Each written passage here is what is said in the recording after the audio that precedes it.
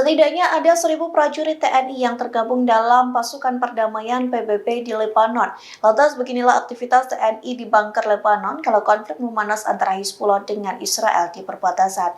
Puspan TNI mengunggah potret yang memperlihatkan prajurit militer Indonesia berada di bunker Lebanon. Adapun keberadaan mereka di bunker daerah Ajid Al-Qusar, Lebanon Selatan. Terlihat 13 prajurit TNI berkumpul di bunker tersebut. Di antara belasan TNI itu terdapat pula tentara wanita. Mereka menggunakan seragam loreng TNI beserta rompi dan helm biru PBB. Tersemat bendera merah putih di bagian dada mereka. Sementara di depan mereka terlihat tumpukan air minum. Rupanya momen itu diambil saat TNI di Lebanon turut merayakan HUT ke-79 TNI tahun 2024. Hal itu disampaikan oleh Komandan Satgas Yonmek TNI Konga 23 RPBB Kolonel Infanteri Ragung Ismail Akbar. Ia mengungkap kondisi prajurit Garuda harus senantiasa menunjukkan jati diri yang prima.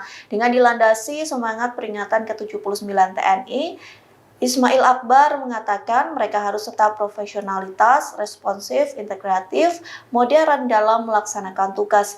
Meski dirayakan secara sederhana di dalam shelter atau bunker, para prajurit Garuda tetap bersemangat dan bangga dapat merayakan HUT ke-79 TNI. Mereka pun tampak antusias menyaksikan kemeriahan perayaan yang dipusatkan di Monas melalui live streaming atau siaran langsung. Download Tribun X sekarang.